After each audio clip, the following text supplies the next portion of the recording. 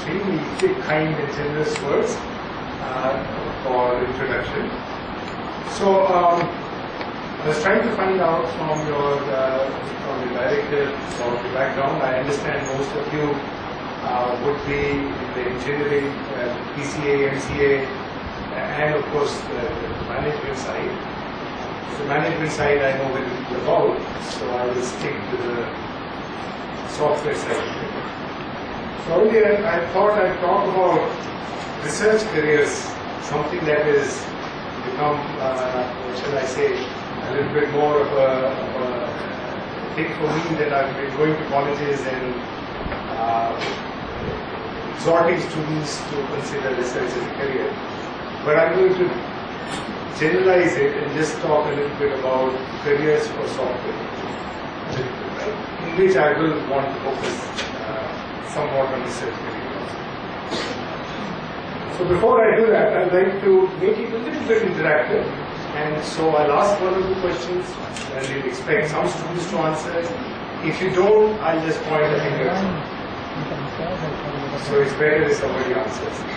So what we'll do is we'll look at what an engineer does. From there, talk about software engineer, which is what most of you Then we'll talk about what researcher is. So these are the two main broad careers that we have. So let's first talk about who is an engineer. What does an engineer do? Can someone tell me? We have mechanical engineers, civil engineers, chemical engineers, software engineers. I'm talking broadly. What's an engineer? Who's an engineer? Somebody, as I said, I wait for the half a minute, otherwise I'll just point fingers to whoever is hiding the face. Anybody wants to take a crack at it?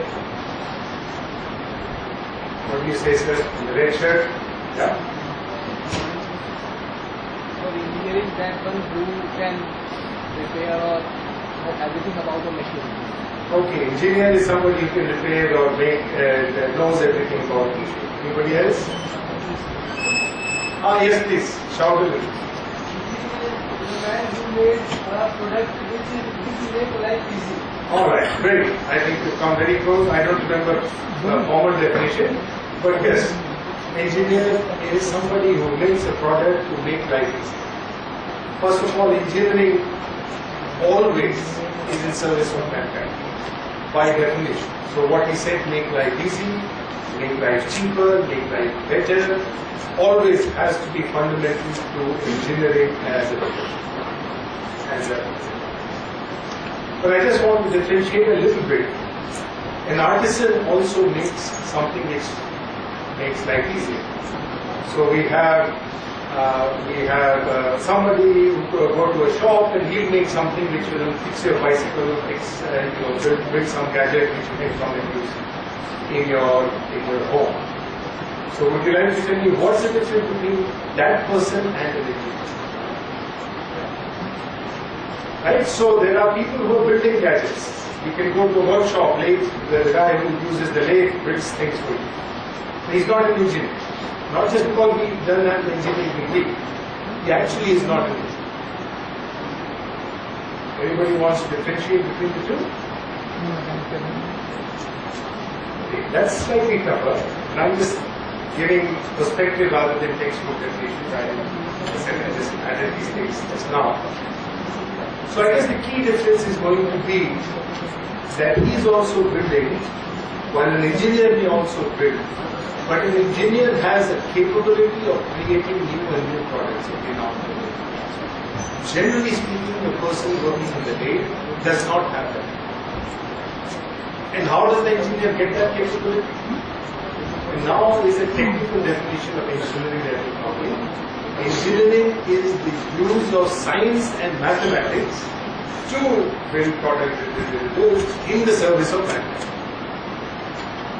So it is the use of science and mathematics which gives an engineer the ability to do newer things, to create newer products, look at it and say, no, if I do it this way, it will become better, or etc. While an artisan or somebody who's a worker there is not likely to have that capability. If he has, then you can call him an engineer despite the fact that he may not have an engineering degree. Right? So engineering actually, as I said, the technical definition if you look up would somewhere say use of science and mathematics for benefiting mankind. So now let's come to software, which is where many of you So we should try to therefore separate a software engineer versus if you wish to call a software artisan.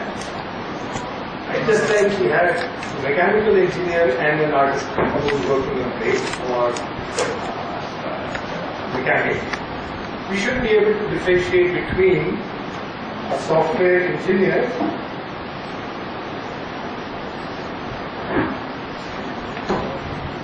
and, if I may use the word, software artisan. Now, how many of you are BCA and MCA students? Okay, great. So pretty much all of you. So all of you know software, all of you probably want to be software engineers. So can you please tell me what is the difference between the two? Now here, there should be more response. Right? So I'm trying to separate a software engineer with what I may call a software artisan, or maybe a software programmer. Who wishes to take a difference? I've already given you multiple names. Yes, ma'am. Yeah, that's right.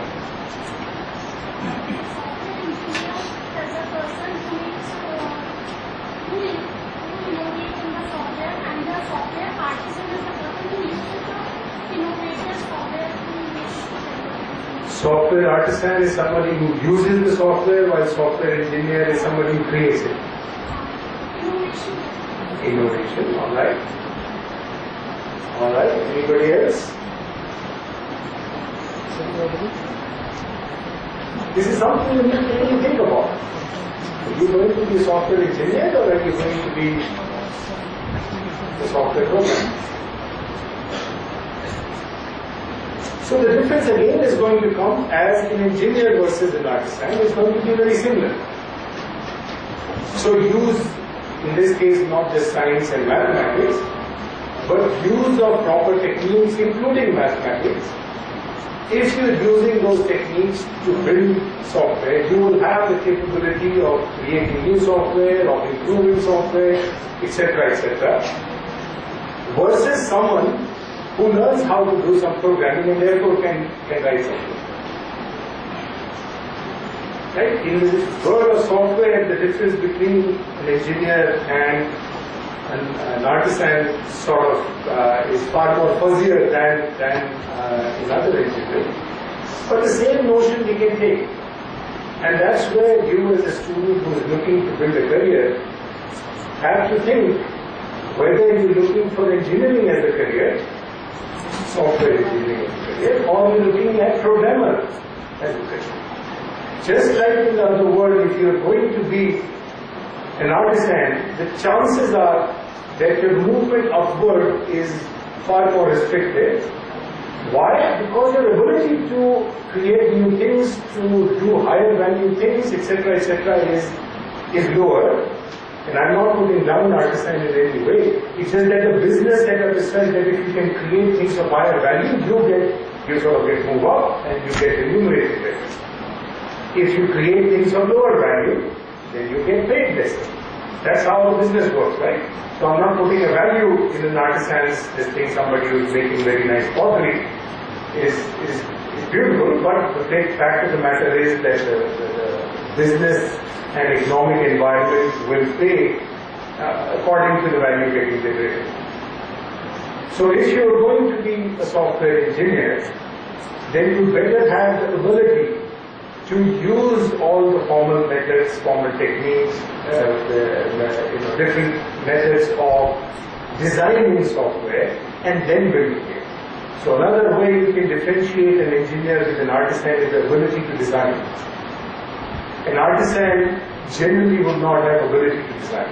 Because he doesn't know science and engineering, he doesn't know whether it is designing a new mechanical structure, will it fall apart, will it bear the stresses, will it be able to rotate at the speed that he wishes to. But all that requires understanding of the principles, the engineering sciences, etc., etc. So the same thing comes in software. If you have the ability to design new things, design new software, evaluate it properly using proper techniques, use proper techniques to create a nice, optimized, well-balanced, etc., then you are a software engineer. The chances are that you will use that software engineering skill, and that skill sharpens with time. The more you practice, the better you become, right? That's true of even artisan, but here also you will practice more and more, your ability to design will improve, your ability to optimize will improve, and then you sort of go up and do bigger things, can do bigger projects, bigger software, and therefore create more value, and that's where the ladder in the corporate world lies. Right? So so the first career I wanted to talk to you about was the software engineer career, which also has a flair of being a programmer career. And the choice as to which line you will end up with is going to be largely on how you learn, what you learn, and how you apply the learning that you learn all the algorithms, all the different techniques, all the programming concepts, but never really understood it, how to apply it. You learned a lot of programming concepts, but never programmed large enough, deep enough, sufficient. It's of very little use. But if you have learned them, applied them, tried them on multiple things to be able to refine your skills, engineering skills, in this case, building software skills, how to evaluate it, you can go along with the software engineer career. And interestingly, the way things are set up in our country, at the entry level, everybody is going to be called a software engineer or some title. You wouldn't know whether you are software programmer, artisan, or a software engineer, not at entry level.